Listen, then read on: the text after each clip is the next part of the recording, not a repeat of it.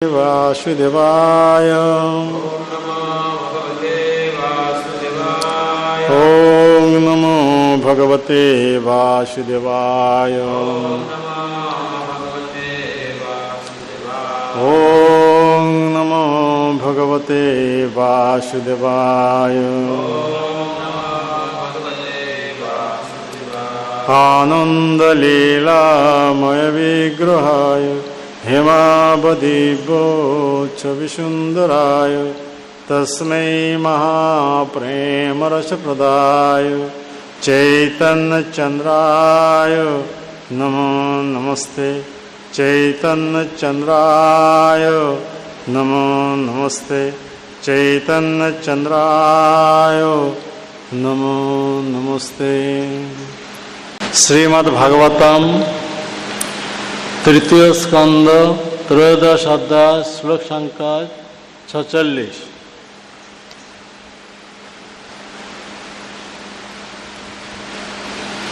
मैत्र उवाच इत्युपस्थीय मनसो मुनिभिर्ब्रह्मवादिभिः सलीलेशाखुराक्रांत उपाधत्ता वितावनीम। शब्दानुवाद। मैत्र उवाच महर्षि मैत्र बोलें इति এই ভাবে উপস্থিয়মান সংস্তুত হয়ে असौ भगवान बराहदेव मुनि भी महर्षिगण कर्तृक ब्रह्मवादी भी ब्रह्मवादीदेव द्वारा सलिले जले सखुर आक्रांते ता निजेर खुरेर द्वारा आक्रांत उपाधत्त स्थापन करलें अबिता पालनकर्ता अवनिम पृथ्वी के। श्लोकर अनुवाद। महर्षि मैत्र बोलें এই ভাবে महर्षि और ब्रह्मवादीगण कर्तृक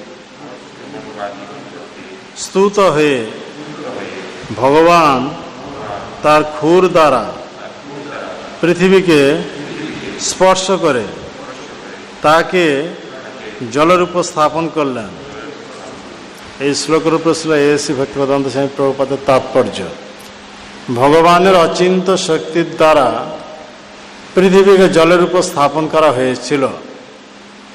भगवान सर्वशक्तिमान एवं ताई तिनि तार इच्छा अनुसारे विशाल ग्रह समूह के जले अथवा वायुते स्थापन करते पारेन। मानुषेर क्षुद्र मस्तिष्क कखनो धारणा पर्यन्त करते पारे ना কিভাবে ভগবানের এই সমস্ত শক্তি ক্রিয়া করতে পারে। যে নিয়মের দ্বারা এই সমস্ত ঘটনা সম্ভব হয় তার কিছু অস্পষ্ট বিশ্লেষণ মানুষ করতে পারে, কিন্তু প্রকৃতপক্ষে মানুষের ক্ষুদ্র মস্তিষ্ক ভগবানের কার্যকলাপের ধারণা করতে অক্ষম, তাই একে বলা হয় অচিন্ত। তবুও কূপমণ্ডুক দার্শনিকরা কাল্পনিক ব্যাখ্যা করার চেষ্টা করে। 23 শ্লোকেতে দেওয়া হয়েছে যে ভগবান বরাহদেব পৃথিবীকে ওনার দাঁতের ওপর বসিয়ে গর্ভ সমুদ্র থেকে উত্তোলন করেছিলেন। এখন নিজের ইচ্ছা শক্তির বলে নিজের পায়ে খুরের দ্বারা সেই পৃথিবীকে স্পর্শ করে জলের উপর স্থাপন করেন। এই প্রসঙ্গ নিয়ে এই শ্লোকেতে বলা হচ্ছে এ হচ্ছে ভগবানের অচিন্তনীয় শক্তি, মানে এইরকম নিজের ইচ্ছা শক্তি বলে পৃথিবীকে নিয়ে এইভাবে জলের উপর স্থাপন করিয়ে দেন। তো সেই প্রসঙ্গে এই তাৎপর্য বলা হচ্ছে যে ভগবান তার অচিন্ত শক্তির বলে বড় বড় গ্রহ নক্ষত্রগুলো এইভাবে জলের উপরে বায়ুমণ্ডলে ভাসমান অবস্থা রেখেছেন।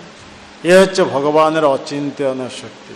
তো সেই ভগবানের অচিন্তনীয় শক্তি এই সাধারণ আমার এই মনুষ্য বুদ্ধিতে তা চিন্তা করতে পারবো না, তাই একে অচিন্তনীয় বলা হচ্ছে। যেরকম সব শ্বেতাশ্বর উপনিষদে বলা হচ্ছে পরাস্য শক্তি বিবিধৈব শ্রুয়তে, ভগবানের এই শক্তি বিবিধ প্রকার সব কার্য করছে। বল ক্রিয়া স্বাভাবিক জ্ঞান বল ক্রিয়া স্বাভাবিকভাবে সব কাজ করছে ভগবানের ইচ্ছা অনুসারে।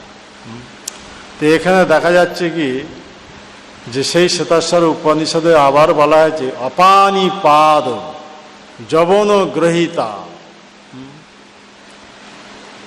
পশ্যতি অচক্ষু স শৃণোতি অকর্ণ। এই শ্বেতাশ্বর উপনিষদে এই কথা বলা হচ্ছে। ভগবানকে বলা হচ্ছে ভগবানের হাত নেই পা নেই, অথচ যবন মানে দ্রুত গতিশীল, পা নেই অথচ দ্রুত গতিশীল। আবার বলা হচ্ছে কি গ্রহিতা, হাত নেই সব কিছু গ্রহণ করছে, যা নিবেদন করছে, হ্যাঁ যজ্ঞের নৈবেদ্য সব তিনি গ্রহণ করছেন। তো এইভাবে এ অচিন্তনীয় কথা সব ব্যক্ত করে। অর্থাৎ ভগবানের এইরকম আমাদের মতন জড়জাগতিক হাত পা নেই, তার অচিন্ত চিন্ময় শরীর, সচ্চিদানন্দময় বিগ্রহ বলা হচ্ছে। তাই ভগবান সচ্চিদানন্দময় হওয়ার জন্য এইভাবে, যদিও বাহ্যিক দৃষ্টিতে আমরা দেখছি জগন্নাথ হাত নেই, যেমন জগন্নাথের বলা হচ্ছে ঠুঁটো জগন্নাথ বলে। এ সাধারণ মনুষ্য বুদ্ধিতে এইরকম জগন্নাথকে বলছে ঠুঁটো জগন্নাথ, জগন্নাথের হাত নেই পা নেই। কিন্তু সেই জগন্নাথের উদ্দেশ্যে যা কিছু নিবেদন করা হচ্ছে তিনি তা গ্রহণ করছেন। তার প্রত্যক্ষ প্রমাণ যেমন বলা হয় দাসিয়া বাউরি, মানে উড়িষ্যাবাসী বালিসাই ঘর, ওই জগন্নাথ মন্দির থেকে কয়েক মাইল দূরে বালিসাই। তো সেখানে এক মানে ধীবর জাতি বাউরি বলতে ধীবর, মাছ ধরে যারা, সেই বাউরি দাসিয়া বাউরি ভগবানের প্রতি এত ভক্তি, তাই সেই গ্রাম থেকে একজন ব্রাহ্মণ তিনি আসছিলেন জগন্নাথকে কিছু ভেট নিবেদন করার জন্য। তো সে দাসিয়া বাউরি তার অন্য কিছু ছিল না, তো সে তাঁত বুনত।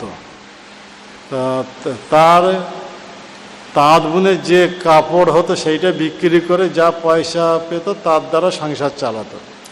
তো একবার সেই কাপড় বিক্রি করতে গেছিল, আর দেখেন এই জায়গায় একটা নারকেল গাছে বহুত সুন্দর নারকেল হয়েছে।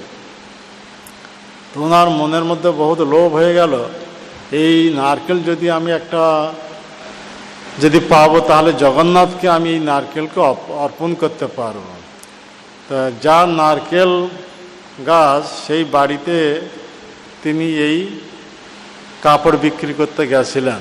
তো তখন সেই নারকেল যার গাছ তাকে জিজ্ঞাসা করছেন যে আপনার ওই একটা নারকেল আমাকে দিতে হবে, তার বিনিময়ে আপনি যা চাইবেন আমি তাই দেব। তা সে ব্যক্তিটি এত লোভী ছিল, সে বললেন কি যে হ্যাঁ এই নারকেল আমি তোমাকে দেব, কিন্তু একটা নারকেল তোমাকে যখন দেব তোমার এই শাড়িটা আমাকে দিতে হবে।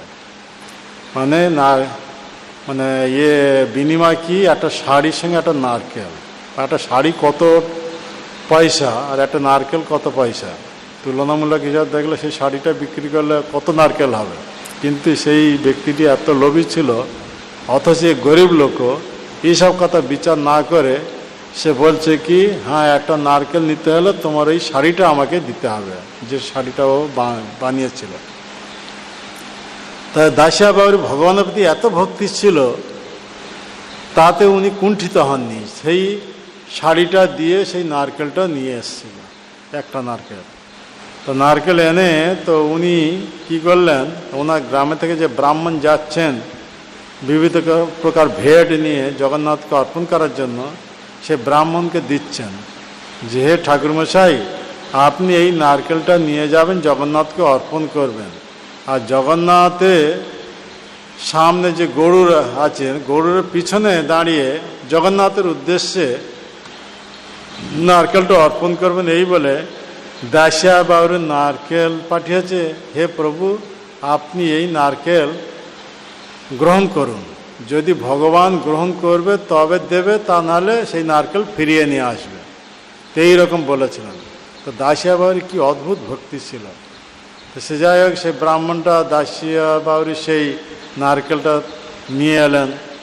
প্রথমে সেই ব্রাহ্মণ নিজের সব ভেট সামগ্রী সব জগন্নাথকে অর্পণ করলেন।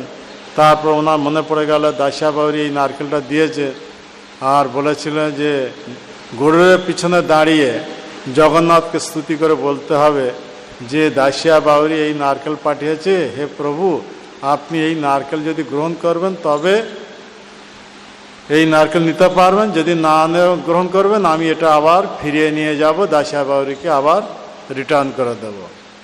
তা সেই ব্রাহ্মণ যখন এইভাবে গরুরের পিছনে দাঁড়িয়ে দাসিয়া বাউরি যেভাবে বলে দিয়েছেন সেইভাবে জগন্নাথকে যখন প্রার্থনা করছেন, হে প্রভু দাসিয়া বাউরি এই নারকেল আপনার উদ্দেশ্যে পাঠিয়েছেন আর বলে দিয়েছেন যদি আপনি হাত বাড়িয়ে এই নারকেল যদি গ্রহণ করবেন তবে এই নারকেল আপনি নিতে পারবেন, আর যদি গ্রহণ যদি না করবেন তাহলে নারকেল আবার ফিরিয়ে নিয়ে তাকে ফেরত দেব। তো এই কথা বলেছেন যখন, আর উনি চোখ বন্ধ করে নারকেল যখন অর্পণ করছেন, এইভাবে কথা বলে জগন্নাথ তার অচিন্তনীয় শক্তি বলে হাত থেকে নারকেলটা উঠিয়ে নিয়ে গেল। হ্যাঁ, তে হচ্ছে ভগবানের অচিন্তনীয় শক্তি। সেই কথা এই শ্লোকে, যদিও বাহ্যিক দৃষ্টিতে দেখা যায় জগন্নাথের হাত নেই পা নেই, কিন্তু এ শ্বেতাশ্বর উপনিষদে এই কথা বলছে যদিও জগন্নাথের হাত নেই পা নেই, ভগবানের হাত নেই পা নেই বলা হচ্ছে, কিন্তু এই জড়জাগতিক হাত পা নেই, তার হচ্ছে চিন্ময় হাত চিন্ময় পা। তাই এখানে বলা হচ্ছে অপানি পাদ যবন গ্রহিতা, অর্থাৎ অপানি মানে যার হাত নেই, পাদ যার পা নেই, যবন যবন মানে অতি দ্রুত গতিশীল। যেমন আমরা দেখতে পাই এক সময় গজরাজ উনি যখন ওনার সব প্রেয়সীদেরকে নিয়ে এই ত্রিকুট পর্বতে মনোরম সরোবরে যখন জলপান করতে গেছিলেন, আর জলপান করার পর সেই জলেতে ওনার প্রেয়সীদেরকে নিয়ে যখন জলক্রীড়া করছিলেন, তখন সেই সরোবরে এক মহাবলশালী কুমির ছিল। সে কুমির সঙ্গে সঙ্গে এসে গজরাজের পায়ে কামড়ে ধরে। তা গজরাজের পায়ে যখন কামড়ে ধরে, গজরাজ তো মহাবলশালী, গজরাজ এত বলশালী ছিল সেই ত্রিকুট পর্বতে মানে ক্ষীর সমুদ্র তীরে যে ইয়ে আছে মানে শ্বেতদ্বীপ, সেখানে ত্রিকুট পর্বত। তো সেই ত্রিকুট পর্বতে তো এইভাবে সিংহ যদি গজরাজ যখন সেই বনের রাস্তা দিয়ে যাবে, সিংহরা দেখে সব দৌড়ে পালিয়ে যাবে, এত প্রভাবশালী ছিল গজরাজ। কারণ গজরাজ কোনো সাধারণ গজ ছিলেন না, উনি পূর্বজন্মে ইন্দ্রদম্ন রাজা ছিলেন। দক্ষিণ ভারতে এক মহান ভগবানের ভক্ত ইন্দ্রদম্ন রাজা। তা উনি ভগবানের চিন্তায় নিমগ্ন ছিলেন। এমন সময় ওনার আশ্রমে এসে উপস্থিত হয়েছিলেন কে না অগস্ত্য মুনি। তা যে যে যে সেবায় থাকুক না কেন, এইরকম যখন কোনো পাওয়ারফুল কোনো ব্যক্তি আসেন সঙ্গে সঙ্গে তাকে স্বাগত জানাতে হয়, উত্তম আসন দিয়ে তাকে সৎকার করতে হয়। তা যদি না করবে তাহলে মহা অপরাধ হয়ে যায়। তো এইভাবে নিজেকে ভেবেছিলেন আমি বড় ভক্ত, ইন্দ্রদম্ন রাজা। এইভাবে নিজেকে বড় ভক্ত ভাবার ফলে সে অগস্ত্য মুনিকে সৎকার না করার জন্য উনি তখন অভিশাপ দিয়েছেন যে তোমার বুদ্ধি হাতির মতন হয়েছে, তাই তুমি হাতি হয়ে জন্মগ্রহণ করো। তাই সেই অগস্ত্য মুনির অভিশাপে ইন্দ্রদম্ন রাজা, তাই এই ইন্দ্রদম্ন রাজা পুরীর যে জগন্নাথ মন্দির নির্মাণ করেছিলেন ইন্দ্রদম্ন, ইনি নন, উনি আর একজন ইন্দ্রদম্ন, সাউথ ইন্ডিয়া।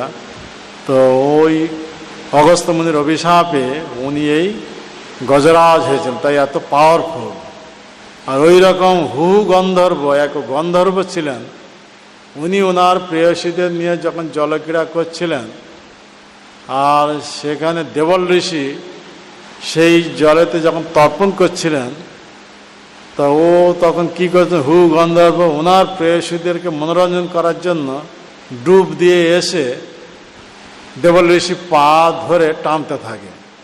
তখন দেবল ঋষি অত্যন্ত রুষ্ট হয়ে ওনাকে অভিশাপ দেন, তুই যেভাবে এই কুমিরের মতন আমার পা ধরে টানছি, তুই কুমির হয়ে জন্মগ্রহণ কর। তা ওই হিসাবে দেবল ঋষির অভিশাপে এ হু গন্ধর্ব ওই রকম মানে কুমির হয়ে জন্মগ্রহণ করতে, ও কুমির ওই সরোবরে ছিল। সেই কুমির এখন এই গজরাজে পা যখন কামড়ে ধরেছে, কিন্তু কুমিরের থেকে বলশালী হচ্ছে হাতি। হাতি হলেও কী হবে, বহুত প্রয়াস করলো, ওনার কবল থেকে নিজেকে মুক্ত করাতে পারলো না। আর ওনার যত সব প্রেয়সীরা ছিল হাতি, তোরাও সব ওই রকম প্রয়াস করলো, কিন্তু সব প্রয়াস ব্যর্থ হয়ে গেল। কেননা স্থলভাগে হাতির বল অতি প্রবল, কিন্তু জল হচ্ছে অস্থায়ী, হাতির ক্ষেত্রে ওটা অস্থায়ী, সেক্ষেত্রে বলবান হবে কুমির। কুমির যদিও হাতির থেকে কম শক্তিশালী, তথাপি জলেতে হাতির শক্তি ফেল মেরে যায়, সেখানে এ কুমিরের শক্তি বৃদ্ধি পায়।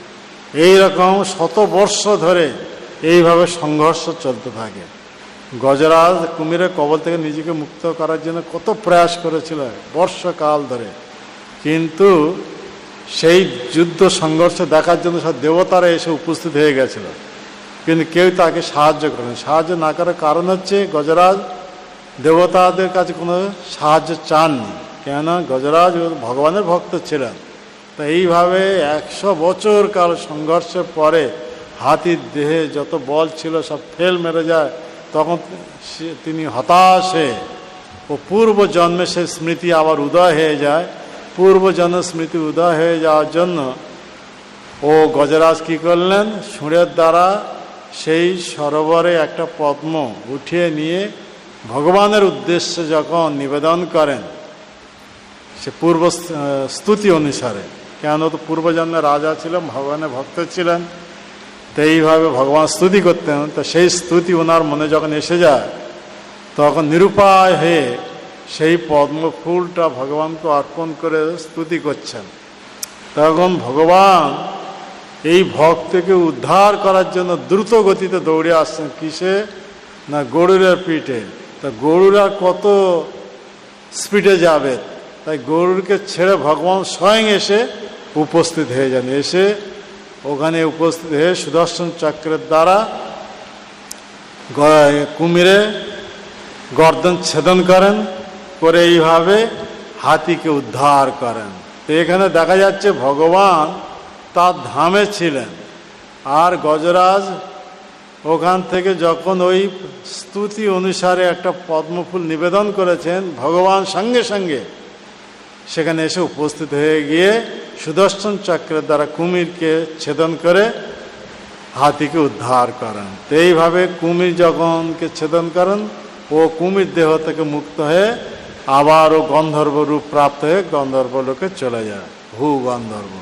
আর হাতি ভগবানকে উদ্ধার করে, ভগবান হাতিকে উদ্ধার করেন, যেহেতু ভগবানের শরণাপন্ন হয়েছিলেন, তাই হাতি ও তখন ভগবানের মতো রূপ প্রাপ্ত হয়ে ভগবত ধামে চলে যান। তো এখানে দেখা যাচ্ছে ভগবানের যদিও পা নেই, তো এখানে কত দ্রুত গতিতে এসে সঙ্গে সঙ্গে এসে উপস্থিত হয়ে গেলাম। হ্যাঁ, তো ভগবানের চিন্ময় পা, তো জড়জাগতিক পা না থাকতে পারে, ভগবানের জড়জাগতিক পা, জড়জাগতিক হাত এসব নেই, কিন্তু তা সব চিন্ময়। তাই ভগবানের বিগ্রহ হচ্ছে চিন্ময়, সচ্চিদানন্দ, সন্ময়, চিন্ময়, আনন্দময় বিগ্রহ।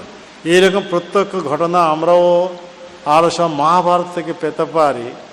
যখন কর্ণের পরামর্শ অনুসারে দুর্যোধন দুঃশাসনকে নির্দেশ দিয়েছিলেন যেহেতু পাশা খেলাতে যুধিষ্ঠির মহারাজ দুর্যোধনের কাছে হেরে গেছিলেন আর দ্রৌপদীকে পণ রেখে লাস্টে পাশা খেলেছিলেন, তাই সেই পাশা খেলাতে হেরে যাওয়ার জন্য দ্রৌপদী এখন দুর্যোধনের সম্পত্তি হয়ে গেছে।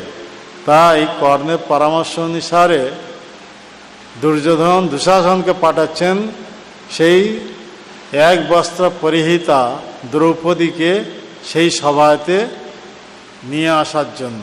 তা দ্রৌপদী আসতে চাননি, না আসার জন্য তখন দুঃশাসন দ্রৌপদী কেশ আকর্ষণ করে হিজড়াতে নিয়ে আসে। তো যখন সেই সভাতে এনে উপস্থিত করিয়েছিলেন, সেখানে 20 লক্ষ সব রাজকুমার রাজপুরুষেরা সব অবস্থান করছেন। সেই সভাতে কর্ণ দুর্যোধনকে পরামর্শ দিচ্ছে যে দ্রৌপদীকে বিবস্ত্র করা যায়, যেহেতু একটা স্ত্রী 5-5টা স্বামী, তাই এ বেশ্যা, তাই একে বিবস্ত্র করার জন্য নির্দেশ দিচ্ছে কর্ণ। তো কর্ণের নির্দেশ অনুসারে দুর্যোধন দুঃশাসনকে বলছে এ মানে বিবস্ত্র করো এই সভাতে, সেই সভাতে। আর এই পরামর্শ প্রাপ্ত হয়ে তখন দ্রৌপদী নিজের লাজ বাঁচাবার জন্য প্রথমে সেই সভাতে সব উপস্থিত ছিলেন পিতামহ ভীষ্ম, গুরু দ্রোণাচার্য, কৃপাচার্য, মহারাজ ধৃতরাষ্ট্র। তো উনি তখন এইভাবে নিরুপায় হয়ে পিতামহ ভীষ্মের কাছে প্রার্থনা করেন, সাহায্য চাইলেন। কিন্তু পিতামহ ভীষ্ম দুর্যোধনের অন্ন খেয়ে ওনার মন মলিন হয়ে গেছে। দ্রৌপদী কাতর প্রার্থনাতে কোনো রকম সাহায্য করলেন না, মস্তক নত করে নিলেন। যখন মস্তক নত করে নিলেন তখন দ্রৌপদী কৌরব পাণ্ডবদের যে অস্ত্রবিদ্যা গুরু দ্রোণাচার্যের কাছে সাহায্য চাইলেন। দ্রোণাচার্য দুর্যোধনের অর্থতে লালিত পালিত, তাই ওনারও মন মলিন হয়ে গেছিল। তাই উনিও কোনো রকম প্রত্যুত্তর দিলেন না, উনি মস্তক নত করে নিলেন। এইভাবে একের পর এক যখন সবাই মস্তক নত করে নিচ্ছেন, এমন কৃপাচার্য এবং ধৃতরাষ্ট্রাদি সবাই যখন নিরুত্তর, তখন দ্রৌপদী অসহায় হয়ে এইদিকে দেখছেন 5 পাণ্ডব ওরা তো আগে থেকে মস্তক নত করে রয়েছে, কারণ ওরা তো পাশা খেলা হেরে গেছে, সব দুর্যোধন অধীনস্থ দাস হয়ে গেছে। তাই ওনারাও কিছু 5 স্বামী কোনো রকম সাহায্য করলেন না। যদিও ভীম, অর্জুন এসব সাহায্য করতে চেয়েছেন, কিন্তু যুধিষ্ঠির মহারাজ ওদেরকে শান্ত করে বসিয়ে রাখেন। তো তখন দ্রৌপদী নিরুপায় হয়ে ওনার মনেতে এই বুদ্ধি এলো যে ওনার গুরুদেব একসময় উপদেশ দিয়েছিলেন, মা তুমি যখন ঘোর বিপদে পড়ে যাবে, কারো সাহায্য যখন না পাবে, তখন তুমি গোবিন্দকে ডাকবে, গোবিন্দ তোমাকে সর্বতভাবে সাহায্য করবে। তখন সেই কথাটা যখন মনে পড়লো গুরুদেবের উপদেশ, তখন দ্রৌপদী তখন নিরুপায় হয়ে সেই কুরুসভায় যেখানে 20 লক্ষ লোক অবস্থান করছেন, সেখানে তাকে ব্যবস্থা করা হচ্ছে। তা সেই সভাতে দ্রৌপদী নিরুপায় হয়ে যখন এইভাবে হে যদুপতি, হে যাদব, আমাকে লাজ রক্ষা করো, এইভাবে 2 হাত তুলে যখন এইভাবে সাহায্য চান, তখন সেই ভগবান কৃষ্ণ দ্বারকাতে ছিলেন। দ্রৌপদীর এই প্রার্থনার সঙ্গে সঙ্গে সেখানে এসে উপস্থিত হয়ে বস্ত্র অবতার রূপ ধারণ করেন।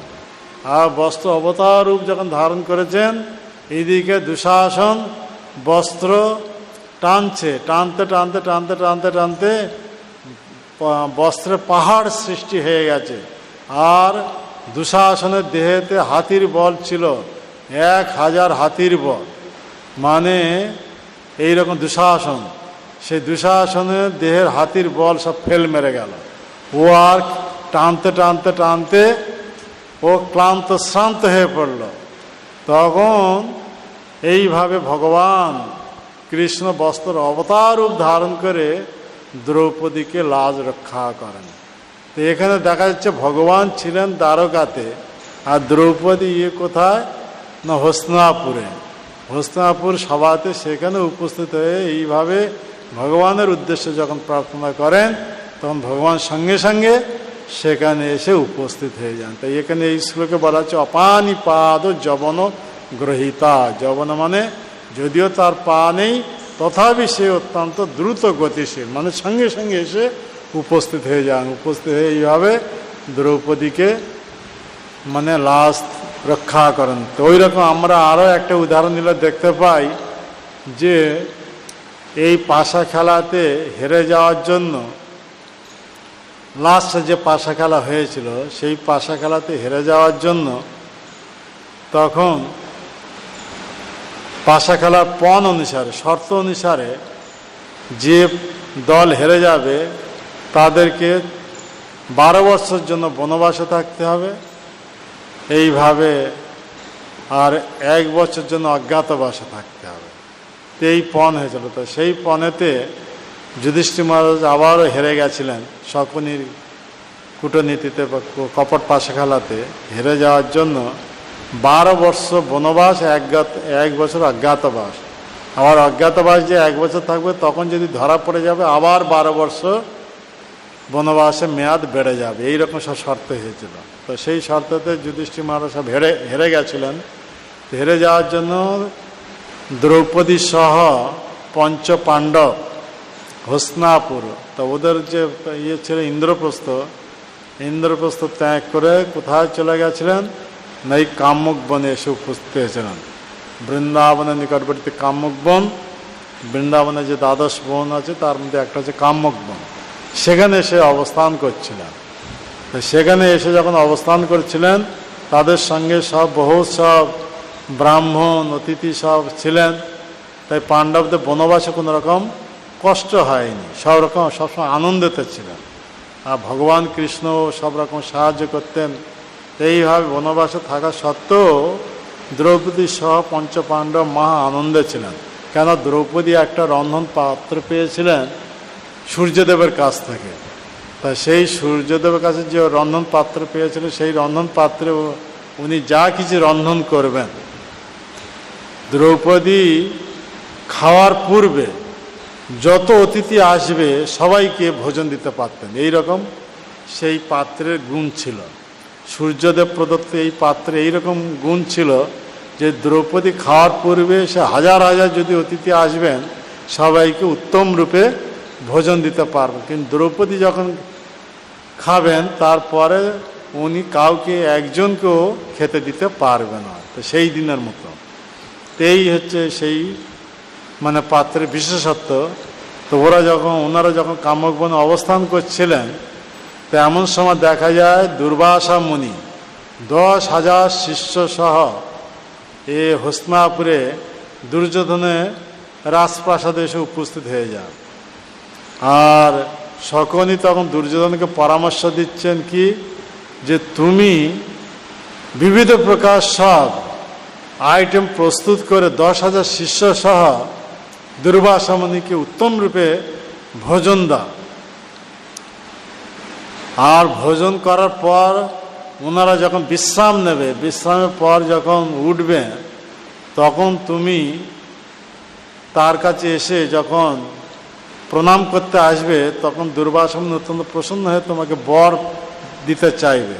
তো তুমি তখন তার কাছ থেকে বর চাইবে কি না, হে মুনিবর, আপনি যেভাবে 10,000 শিষ্য সহ এখানে এসে আমাদেরকে দর্শন দিয়ে আমাদেরকে কৃতার্থ করেছেন, তা আমাদের প্রিয়তম ভাই সব পঞ্চপাণ্ডব তারা সব কাম্যক বনেতে অবস্থান করছেন।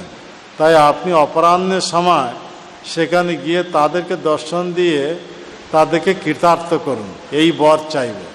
তো শকুনির পরামর্শ দেওয়ার কারণ হচ্ছে কি না অপরাহ্নে, তার মানে তার আগে দ্রৌপদী খাওয়া শেষ হয়ে যাবে। দ্রৌপদী খাওয়ার পরে যখন 10,000 শিষ্য সহ দুর্বাসা মুনি সেই পাণ্ডবদের কাছে এসে অতিথি রূপে অবস্থান যখন করবেন তখন ওনারা আর দুর্বাসা মুনিকে ভোজন দিতে পারবেন, 10,000 শিষ্য সহ দুর্বাসা মুনিকে ভোজন দিতে পারবে না। তখন দুর্বাসা মুনি অত্যন্ত রুষ্ট হয়ে যখন অভিশাপ দেবেন তখন দ্রৌপদী সহ পঞ্চপাণ্ডব সব ভস্মীভূত হয়ে যাবে। আর তুমি তখন নিষ্কণ্টকভাবে সমগ্র পৃথিবীর একছত্র সম্রাট রূপে রাজত্ব করতে পারবে। তা সকলে এই পরামর্শ দেয় কাকে? দুর্যোধনকে। দুর্যোধন এই পরামর্শ অনুসারে বিবিধ প্রকার সব আইটেম প্রস্তুত করেন। হ্যাঁ, এইভাবে বিবিধ প্রকার উত্তম উত্তম সব আইটেম সব প্রস্তুত করে 10,000 শিষ্য সহ দুর্বাসা মুনিকে উত্তম রূপে ভোজন দেন। আর এত সুন্দর সব সুস্বাদু খাদ্যবস্তু আইটেম সব প্রস্তুত করেছিলেন, এ মুনি ঋষিরা তো খেতে খেতে খেতে সব আকণ্ঠ হয়ে গেছিল, আকণ্ঠ পুড়ে গেছিল।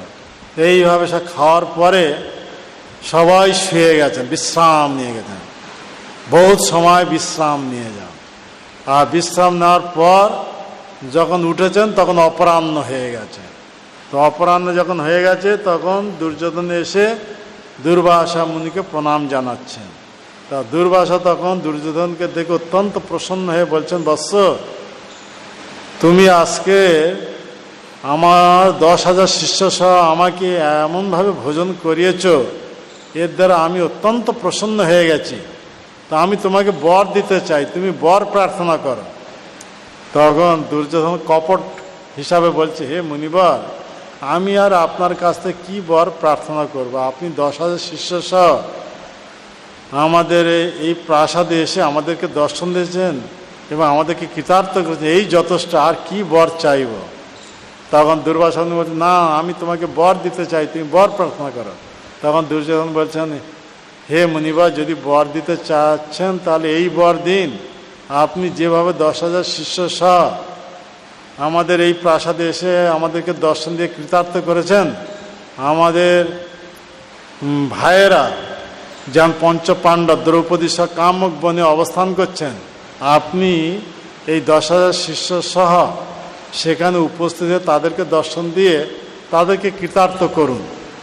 তখন এই কথা শুনে দুর্বাসা মুনি বলেন, তথাস্তু, তথাস্তু করে দিলেন।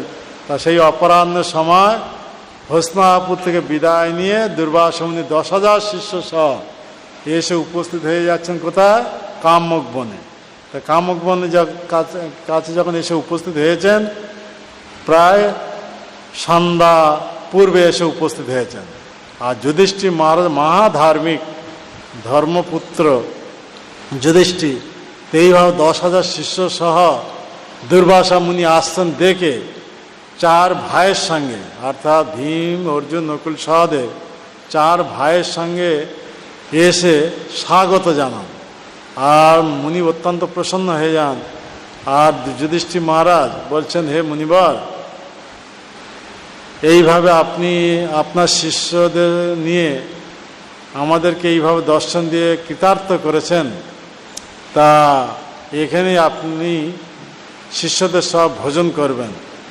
তা দুর্বাসা মুনি বলেন, ঠিক আছে, আপনার তোমরা সব ভোজনের ব্যবস্থা করো, আমরা নিত্যকর্ম করে এসে ভোজন করব। যুধিষ্ঠির মহারাজ এই কথা বলে দিয়েছেন। তো 10,000 শিষ্য সহ দুর্বাসা মুনি গেছেন মানে স্নান করতে, নিত্যকর্ম করে এসে ভোজন করবে।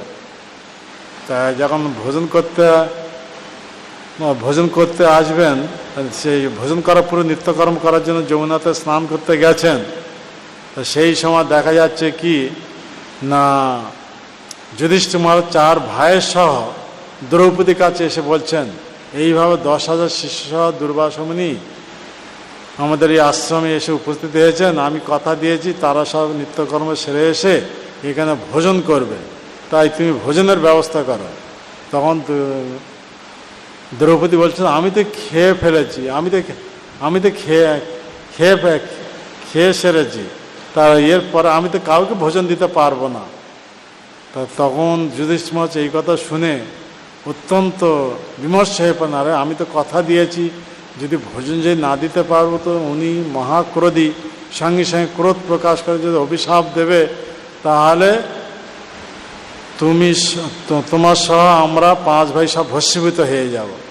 কি হবে ঘোর বিপদ, ঘোর সংকট কাল এসে উপস্থিত হয়ে গেছে, এ ঘোর সংকট থেকে আমরা কিভাবে মুক্ত হব? তখন দ্রৌপদী ওনার বুদ্ধিতে এসে গেল, এরকম কুরুসভাতে আমাকে যখন ব্যবস্থা করা হচ্ছিল তখন আমি সবার কাছে সাহায্য চেয়েছিলাম, পিতামহ ভীষ্ম, গুরু দ্রোণাচার্য কেউ আমাকে সাহায্য করেন। তখন অসহায়ভাবে আমি সেই ভগবান কৃষ্ণকে যখন প্রার্থনা করেছিলাম, তখন সেই কৃষ্ণ সেই সভাতে উপস্থিত হয়ে বস্ত্র অবতার রূপ ধারণ করে আমার সম্মান রক্ষা করেছিলেন। তো এখন এই ঘোর সংকটকালে এসে উপস্থিত হয়ে গেছে।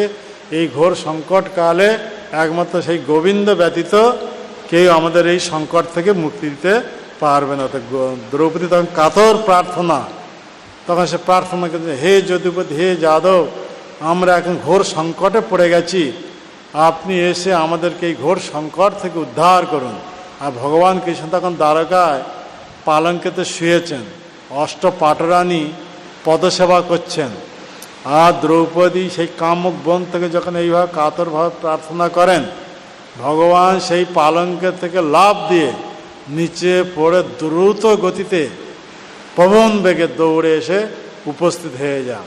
মানে সঙ্গে সঙ্গে সেই দ্বারকা থেকে কামুক বনে এসে উপস্থিত হয়ে যান। আর দ্রৌপদীকে দেখে বলছেন, দ্রৌপদী, দ্রৌপদী। আর দ্রৌপদী তখন বলছেন, হে প্রভু,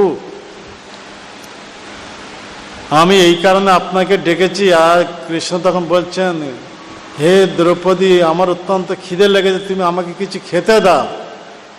তা দ্রৌপদী বলছেন, হে প্রভু, সেই কারণে তো আপনাকে ডেকেছি, আমি তো খেয়ে সেরেছি, তাই আপনাকে খেতে দেওয়ার মতো আমার কাছে কিছু নেই। তখন কৃষ্ণ বলছেন, সেসব কথা কিছু এখন কিছু শোনা যাবে না, তুমি আমাকে কিছু খেতে দাও, আমি শান্ত হই, তারপর তুমি কি বলছো আমি শুনব। তখন দ্রৌপদী বাধ্য হয়ে কী করলেন, যে ওনার কাছে কিছুই নেই, তখন সেই শূন্য পাত্রটি এনে কৃষ্ণকে দেখাচ্ছেন, যে প্রভু, আমাদের আশ্রমে যত সব অতিথি ছিলেন সবাই কেউ ভোজন দেওয়ার পর শেষে আমি ভোজন করেছি, তাই এ পাত্র মেজে ঘষে রেখে দিয়েছি, তাই আপনাকে কিভাবে আমি খেতে দেব। তখন কৃষ্ণ নিজ ইচ্ছা বলে, অচিন্ত শক্তি বলে, সে পাত্রের মধ্যে কিছুই ছিল না। তখন বলছে, ওই তো ওই পাত্রের ভিতরে একটু শাক কণা লেগে আছে, ওইটা নিয়ে আমার হাতে দাও। তখন দ্রৌপদী কী করলেন, সেই পাত্রের ভিতরে শাক কণা একটু লেগেছিল, সেইটা নিয়ে কৃষ্ণ হাতে দিলেন। আর কৃষ্ণ মুখেতে দিয়ে বলছেন, এক গ্লাস জল নিয়ে আসো। আর এক গ্লাস জল এনে দিলেন। আর কৃষ্ণ সেই জল পান করে মানে হেকুটি উঠাচ্ছে, হ্যাঁ কি বলে, হাই উঠো, হ্যাঁ হেকুট, হ্যাঁ হেকুট উঠে বলছে, ও আকণ্ঠ ভোজন হয়ে গেল। হ্যাঁ, তাই আকণ্ঠ ভোজন হয়ে গেল। এইদিকে 10,000 শিষ্য সহ দুর্বাসা মুনি নদীতে স্নান করছিলেন। তা স্নান করার সময় ওদের সব আকণ্ঠ সব ভোজন হয়ে গেল। এমনকি ব্রহ্মাণ্ডে যত সব জীব আছে সমস্ত জীবের আকণ্ঠ ভোজন হয়ে গেল। তার মানে যস্মিন তুষ্টে জগৎ তুষ্টে, ভগবানের আকণ্ঠ ভোজন হয়ে গেছে, মানে ভগবান তুষ্ট হয়ে গেছে, সমস্ত জীব সবার আকণ্ঠ ভোজন হয়ে গেছে।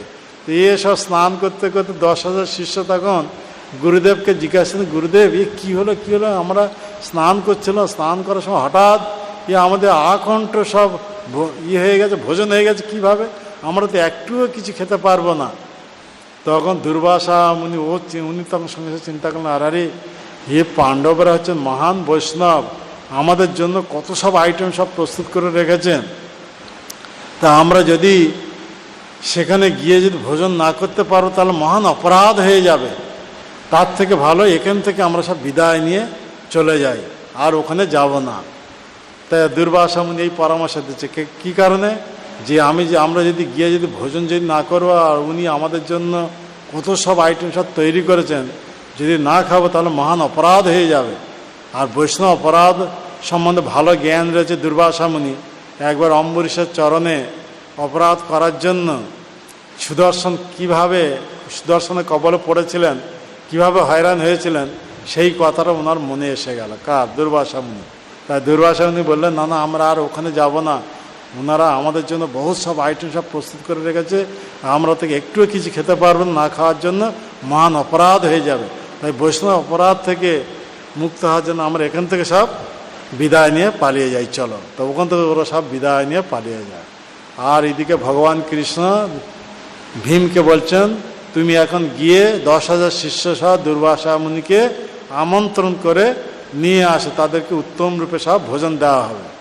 তা কৃষ্ণের নির্দেশ অনুসারে ভীম এখন গেছেন 10,000 শিষ্য সহ দুর্বাসা মুনিকে স্বাগত করে নিয়ে আসার জন্য। তো ওখানে গিয়ে দেখেন, ভীমসেন গিয়ে দেখেন সেখানে কেউ নেই। তো ওই মানে নদীর তীরে একজন মুনি বাস করতেন। তো তাকে জিজ্ঞাসা করছেন, এখানে 10,000 শিষ্য সহ দুর্বাসা মুনি যে স্নান করতে এসেছিলেন, নিত্যকর্ম করতে এসেছিলেন, তারা সব কোথায় গেলেন? তখন সেই মুনি বলছেন, হ্যাঁ আমি তো দেখছিলাম, তারা তো সব স্নান করছিলেন, কত আনন্দে এইভাবে জলেতে স্নান করছেন। তারপর হঠাৎ কি তাদের মনে হলো এখান থেকে সব চলে গেছে। তখন ভীমসেন এসে কৃষ্ণকে সমাচার দিচ্ছেন যে তারা ওখান থেকে সব বিদায় নিয়ে পালিয়ে গেছে।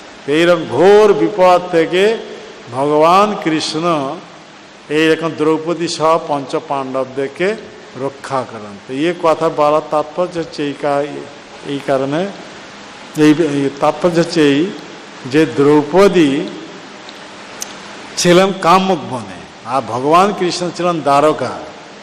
তো সেই দ্রৌপদী সেখান থেকে যখন সেই সংকট থেকে মুক্ত হওয়ার জন্য কৃষ্ণের উদ্দেশ্যে যখন প্রার্থনা করেন, তখন কৃষ্ণ সেখানে এসে সঙ্গে সঙ্গে উপস্থিত হয়ে যান।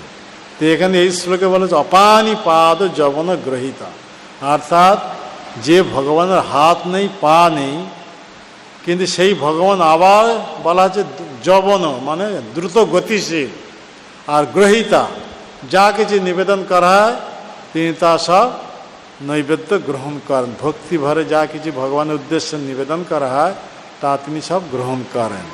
আবার বলা হচ্ছে কি না, সেই শ্লোকেতে বলা হচ্ছে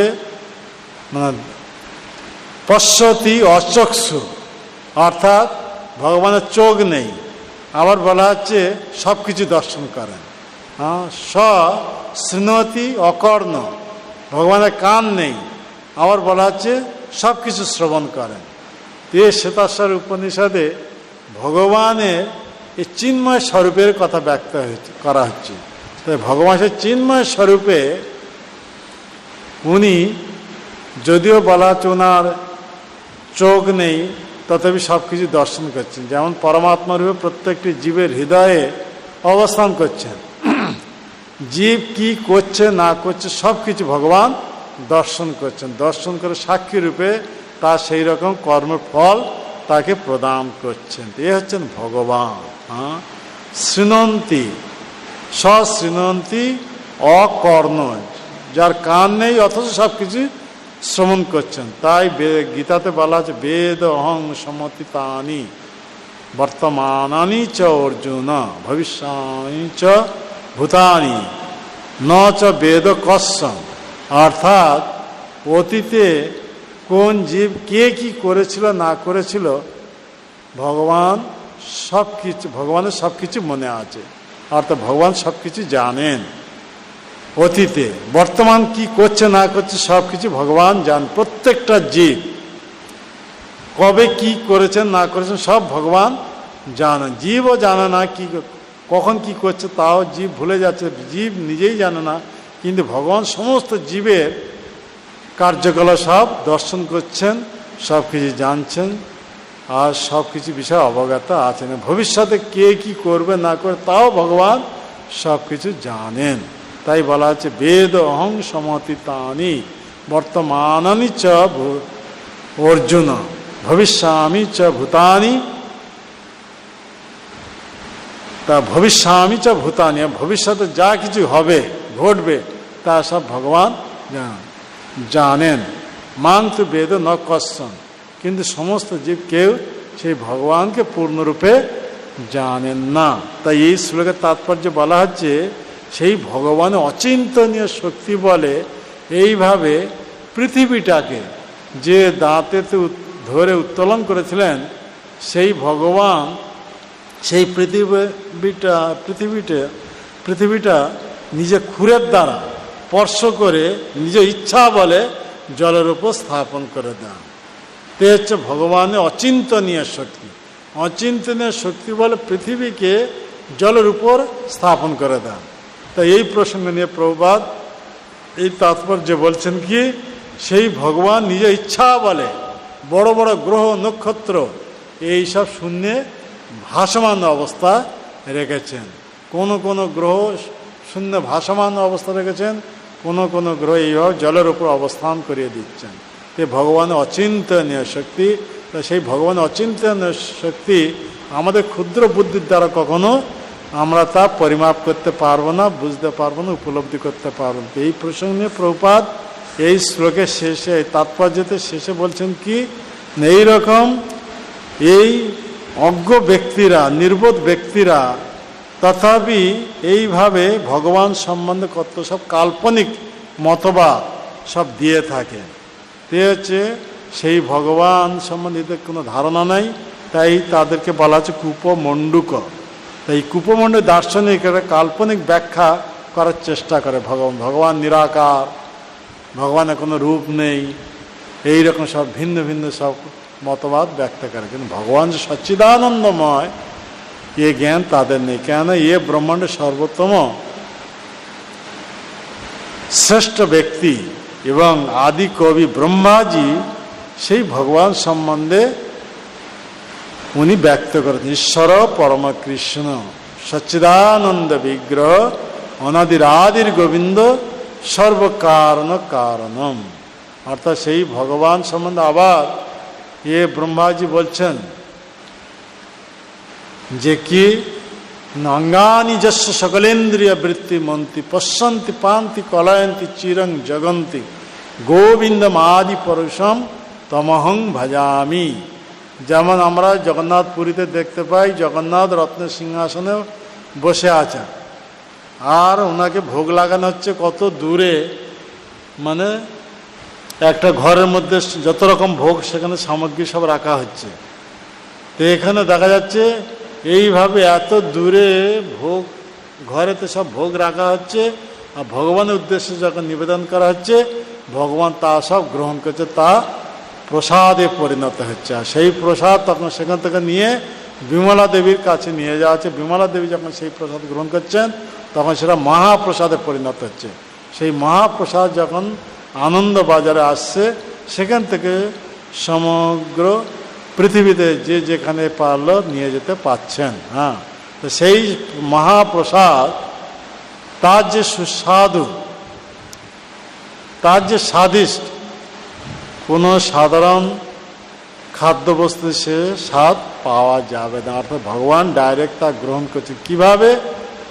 এখানে বলছেন কিভাবে? ভগবান চোখের সাহায্য, মানে ভগবানের সব মানে প্রত্যেকটি ইন্দ্রিয় সব ইন্দ্রিয়ের কার্যকলাপ সম্পন্ন করতে পারে না। আমরা কিছু গ্রহণ করতে হলে হাতের দ্বারা গ্রহণ করি এবং হাতের দ্বারা তুলে তা মুখের মধ্যে প্রবেশ করে, এই হিসাবে আমরা গ্রহণ করি। কিন্তু ভগবান অচিন্তনীয় শক্তি বলে তা মুখের দ্বারা গ্রহণ না করে তিনি চোখের সাহায্য গ্রহণ করছেন। অর্থাৎ ভগবান দৃষ্টির মাধ্যমে ভোগ সব গ্রহণ করছেন। তাই প্রসাদ এত সুস্বাদু, এই চিন্ময় স্থিতি প্রাপ্ত হচ্ছে। তাই মহাপ্রসাদে গোবিন্দে নাম ব্রাহ্মণী বৈষ্ণবে স্বল্প পুণ্য গতাঙ্গপি। আর যাদের অল্প বুদ্ধি সম্পন্ন, অল্প স্বীকৃতিবান ব্যক্তি, তাদের এই মহাপ্রসাদের প্রতি ये বিশ্বাস আসবে না, গোবিন্দ ভগবানের অর্চা বিগ্রহের প্রতি বিশ্বাস আসবে না, বৈষ্ণবের মহিমা জানবে না। এই অল্প স্বীকৃতিবান ব্যক্তি এসব ভগবানের নামের মহিমা জানতে পারবে না। তাই মহাপ্রসাদে গোবিন্দের নাম ব্রাহ্মণী বৈষ্ণবে স্বল্প পুণ্য গতাঙ্গপি। স্বল্প, যাদের অল্প স্বীকৃতি বলে এ ভগবানের অর্চা বিগ্রহ, ভগবানের নাম, বৈষ্ণব এবং মহাপ্রসাদে তাদের বিশ্বাস জাত হবে না। এইরকম যারা ভক্তি বলে সেই উন্নত স্থিতি প্রাপ্ত হবেন, সেই উন্নত ভক্তি বলে তখন এইসব তাদের কাছে পরিস্ফুটিত হবে। এইভাবে তখন বুঝতে পারবেন যে ভগবান এইরকম চোখের সাহায্য এইসব বস্তু গ্রহণ করে, তাই তা মহাপ্রসাদে পরিণত হবে, প্রসাদে পরিণত হবে। তো এখানে সেই ভগবান অচিন্তনীয় শক্তি, ভগবানের প্রত্যেক অঙ্গ অন্য সমস্ত অঙ্গে কার্যকলাপ সম্পন্ন করতে পারেন। এই কথা বলা হচ্ছে এ ভগবানের অচিন্তনীয় শক্তি, আমাদের এই ক্ষুদ্র বুদ্ধির দ্বারা তা কখনোই উপলব্ধি করতে পারবো না। তবে সেই উপলব্ধি করা একটিমাত্র পন্থা, সেই ভগবানের চরণে যদি ভক্তি করব, শুদ্ধ ভক্তি বলে, তখন আমরা এইসব উপলব্ধি করতে পারবো। যা তাই চৈতন্য মহাপ্রভুর ফিলোসফি হচ্ছে অচিন্ত ভেদাভেদ তত্ত্ব। জয় গ্রন্থরাজ শ্রীমদ্ ভাগবতম কি জয়, শ্রী শ্রী রাধা গোবিন্দ দেব কি জয়, শ্রী শ্রী গৌর নিতাই কি जय, जगत गुरु श्रील प्रभुपाद की जय, समवेत भक्तवृंद की निताई गौर प्रेमानंदे हरे हरि बोल।